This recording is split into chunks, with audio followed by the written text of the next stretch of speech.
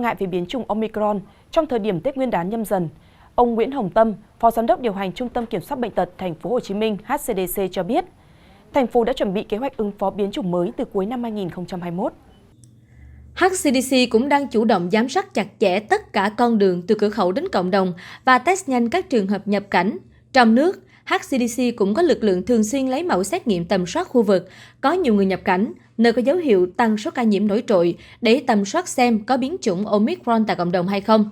Theo ông Tâm, nhờ vào những phương án quản lý cách ly chặt chẽ tầm soát người nhập cảnh, đến nay chưa có ca Omicron nào lây lan trong cộng đồng trên địa bàn thành phố. Bên cạnh đó, việc hiện khách nhập cảnh tại Việt Nam phải có giấy xét nghiệm RT-PCR âm tính trong vòng 72 giờ, đồng thời test nhanh âm tính 2 lần trước khi lên và sau khi xuống máy bay. Nếu kết quả xét nghiệm dương tính với SARS-CoV-2, người bệnh sẽ được chuyển đến Bệnh viện Dã chiến số 12 để cách ly. Sau đó, các chuyên gia y tế sẽ tiến hành giải trình tự gen để xác định biến chủng và điều trị. Trong khi đó, bà Nguyễn Thị Huỳnh Mai, Chánh Văn phòng Sở Y tế Thành phố Hồ Chí Minh cho biết, trước thềm Tết Nguyên đán, cơ quan này đã có văn bản gửi đến các đơn vị về việc sắp xếp, cơ cấu lại bệnh viện dã chiến để điều trị COVID-19.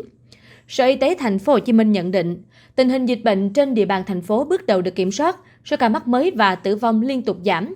Tuy nhiên, sự xuất hiện của biến chủng Omicron có nguy cơ làm bùng phát dịch bệnh trở lại.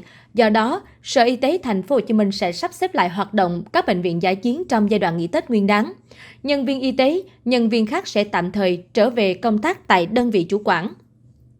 Đối với vấn đề cho học sinh quay trở lại lớp, ông Trịnh Duy Trọng, trưởng phòng chính trị tư tưởng Sở Giáo dục và Đào tạo Thành phố Hồ Chí Minh cho biết, Sở vừa đề xuất với Ủy ban Nhân dân Thành phố Hồ Chí Minh cho phép các trường chuẩn bị công tác đón trẻ mầm non và học sinh tiểu học lớp 6 trở lại học trực tiếp từ ngày 7 tháng 2. Ông Trọng thông tin, sẽ có những phụ huynh đồng thuận và không đồng thuận. Trong trường hợp cha mẹ chưa đồng thuận thì học sinh tiếp tục học trên môi trường Internet và truyền hình, học trực tuyến sẽ theo hướng dẫn của Sở Giáo dục và Đào tạo. Trường sẽ có hướng dẫn cho cả nhóm đi học trực tiếp và trực tuyến. Chuyện này không mới vì hiện trong khối 7 đến khối 12, nhiều trường hợp không thể đến trường học trực tiếp. Các trường hợp này đều được nhà trường hướng dẫn học trực tuyến qua truyền hình. Ông Trọng cho hay. Cũng tại Thành phố Hồ Chí Minh, vụ việc hiệu trưởng của một trường tiểu học ở Thành phố Hồ Chí Minh có kết quả dương tính với COVID-19 vẫn đến trường làm việc, đang khiến nhiều phụ huynh lo lắng và bức xúc. Một phụ huynh có con học tại trường tiểu học, trung học cơ sở, trung học phổ thông Nam Sài Gòn cho hay, theo thông tin họ biết, vào sáng 17 tháng 1, đang trong thời gian bị nhiễm bệnh, thầy Phạm Thanh Nam, hiệu trưởng nhà trường vẫn tới trường để làm việc. Trước đó trong ngày 13 tháng 1, khi đang là F1, thầy Nam vẫn tới trường và tiếp xúc với một số cán bộ công nhân viên và tiếp thanh tra Sở Giáo dục và Đào tạo tại đây. Cô Bùi Thị Mỹ Tiên, nhân viên phụ trách y tế nhà trường xác nhận vào sáng 17 tháng 1, thầy Phạm Thanh Nam có vào trường để lấy hồ sơ. Thầy Nam phát hiện mắc Covid-19 và đã nghỉ từ chiều thứ Sáu. Sáng nay thầy vào lấy hồ sơ rồi thầy về. Thầy chỉ vào khu vực ở trường tiểu học, không tiếp xúc với ai. Tôi hỏi thăm sức khỏe thầy, thì thầy nói hiện tại thầy ổn, không có triệu chứng gì hết, cô Mỹ Tiên cho biết. Ông Đặng Nguyễn Thịnh, trưởng phòng Giáo dục và Đào tạo quận 7 Thành phố Hồ Chí Minh cho biết, ngày 14 tháng 1, phòng có nhận được báo cáo của trường tiểu học, trung học cơ sở, trung học phổ thông Nam Sài Gòn thông báo về việc trường hợp mắc Covid-19 là giáo viên Phạm Thanh Nam được phát hiện dương tính ở nhà. Tôi đã trao đổi trực tiếp với nhà trường và thầy Phạm Thanh Nam. Thầy Nam có trình bày là khi phát hiện dương tính, thầy đã thực hiện cách ly tại nhà. Tuy nhiên do sắp tới thầy phải chuẩn bị hồ sơ của chi bộ đảng trường, gấp quá nên sáng ngày 17 tháng 1, thầy tranh thủ chạy vào trường. Nhưng khu vực mà thầy Nam chạy vào là khu vực dành cho học sinh tiểu học, hiện không hoạt động, không có học sinh ở đây. Thầy chạy vào lấy laptop và hồ sơ về làm cho xong, không tiếp xúc với ai, ông Đặng Nguyễn Thịnh nói. Trao đổi về các quy định phòng chống dịch hiện nay, Phó giáo sư tiến sĩ bác sĩ Đỗ Văn Dũng, chuyên gia dịch tễ, trưởng khoa y tế công cộng trường Đại học Y Dược Thành phố Hồ Chí Minh cho biết, khi phát hiện dương tính, người bị dương tính phải cách ly bằng hình thức tập trung hoặc tự cách ly tại nhà.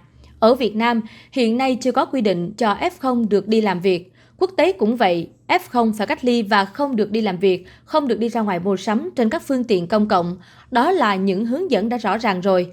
Nên việc là F0 mà đi lại ngoài đường và đến nơi làm việc là không đúng theo quy định phòng chống dịch, ông Dũng nói. Liên quan đến tình hình dịch bệnh tại Thành phố Hồ Chí Minh và nỗi lo của nhiều người dân về biến chủng Omicron, Ban chỉ đạo phòng chống dịch Covid-19 và phục hồi kinh tế Thành phố Hồ Chí Minh đã ra thông báo các ca mắc biến chủng Omicron trên địa bàn Thành phố Hồ Chí Minh hiện đều là ca nhập cảnh, được cách ly chặt chẽ, chưa lây lan trong cộng đồng. Vừa qua, Ban chỉ đạo phòng chống dịch COVID-19 và phục hồi kinh tế thành phố Hồ Chí Minh họp báo định kỳ. Tại cuộc họp báo này, đại diện thành phố Hồ Chí Minh cho biết đang điều trị trên 3.600 bệnh nhân, trong đó 75 trẻ em dưới 16 tuổi, 270 bệnh nhân nặng đang thở máy, 17 bệnh nhân phải can thiệp ECMO. Trả lời câu hỏi về việc kiểm soát biến chủng Omicron, ông Nguyễn Hồng Tâm, Phó Giám đốc điều hành Trung tâm Kiểm soát Bệnh tật thành phố Hồ Chí Minh cho biết, thành phố đã có kế hoạch ứng phó với biến chủng Omicron từ năm 2021 và thực hiện giám sát chặt chẽ từ cửa khẩu nhập cảnh đến cộng đồng. Ông khẳng định, các ca mắc biến chủng Omicron hiện đều là ca nhập cảnh, được cách ly chặt chẽ, chưa lây lan trong cộng đồng và cho biết HCDC đang triển khai test nhanh cho tất cả người nhập cảnh ở cửa ngõ sân bay Tân Sơn Nhất. Ông Tâm cho biết thêm, hiện khách nhập cảnh vào Việt Nam phải có giấy xét nghiệm PCR âm tính trong vòng 72 giờ, test nhanh âm tính trước khi lên và sau khi xuống máy bay. Trong nội địa, HCDC tiến hành tầm soát các ca mắc biến chủng Omicron ở khu vực có nhiều người nhập cảnh hoặc số ca tăng bất thường. Quy trình này cũng đã khá chặt chẽ và trong dịp Tết sắp tới, thành phố Hồ Chí Minh sẽ tiếp tục thực hiện. Bà Nguyễn Thị Huỳnh Mai, Chánh Văn phòng Sở Y tế thành phố Hồ Chí Minh cho biết, các bệnh viện đã có khoa điều trị bệnh nhân hậu Covid-19. Các khoa này có bác sĩ chuyên tư vấn, thăm khám, phát hiện điều trị và xử lý di chứng của bệnh nhân. Trong đó, Bệnh viện Phục hồi chức năng điều trị bệnh nghề nghiệp đã triển khai điều trị người mắc chứng hậu Covid-19 tại chỗ và thăm khám qua ứng dụng. Ngoài ra, thành phố có nhiều bệnh viện khác nhau cũng tham gia. Về kế hoạch phòng chống dịch của ngành y tế trong Tết Nhâm Dần 2022, Sở Y tế đã có văn bản gửi các đơn vị trực thuộc để chuẩn bị. Theo bà Mai, số bệnh nhân tại các bệnh viện dã chiến trên địa bàn hiện chiếm 10-30% công suất hoạt động. Để lực lượng y tế có thời gian hồi phục lại sức khỏe, 4 bệnh viện dã chiến tạm ngưng, bác sĩ tại đây được rút về. Tuy nhiên, bà Mai nói, trong trường hợp đối phó với biến chủng Omicron, Sở Y tế sẽ kích hoạt trong vòng 24 giờ, các bệnh viện dã chiến sẽ tái hoạt động. Sở Y tế thành phố Hồ Chí Minh vừa có văn bản về việc sắp xếp lại hoạt động của các bệnh viện dã chiến thu dung điều trị COVID-19 trong giai đoạn nghỉ Tết Nguyên đán. Điều này tạo điều kiện cho nhân viên y tế tham gia chống dịch có thời gian phục hồi sức khỏe. Khi số ca mắc mới và số ca tử vong đang tiếp tục giảm, nhân viên đang công tác tại các bệnh viện dã chiến được tạm thời trở về đơn vị. Như vậy, 4 bệnh viện dã chiến số 3, số 5, số 10 và Củ Chi sẽ ngừng hoạt động từ ngày 19 tháng 1. Khi bệnh viện dã chiến ngừng hoạt động, người bệnh đang được điều trị tại những nơi này được xuất viện nếu đủ điều kiện. Người cần tiếp tục điều trị sẽ chuyển đến các bệnh viện COVID-19 khác trên địa bàn. Với các bệnh viện dã chiến vẫn duy trì hoạt động trong dịp Tết Nguyên đán, Sở Y tế đề nghị giám đốc các bệnh viện căn cứ tình hình người bệnh thực tế, xây dựng kế hoạch phân công nhân viên y tế, luân phiên đến công tác tại bệnh viện từ nay đến ngày 15 tháng 2. Trước nguy cơ của biến thể Omicron, ngành y tế thành phố Hồ Chí Minh luôn trong trạng thái sẵn sàng ứng phó khi tình hình dịch bệnh diễn biến phức tạp. Các bệnh viện phải luôn sẵn sàng lực lượng tham gia công tác phòng chống dịch trong 24 giờ khi có chỉ đạo kích hoạt lại. Trước đó, ngày 14 tháng 1, thành phố Hồ Chí Minh cũng ghi nhận một cụ bà 82 tuổi là Việt kiều Mỹ nhập cảnh về Việt Nam mắc biến thể Omicron. Bệnh nhân xuất hiện triệu chứng khó thở kèm nhiều bệnh lý nền như đái tháo đường, thiếu máu cơ tim cục bộ, ung thư máu giai đoạn cuối.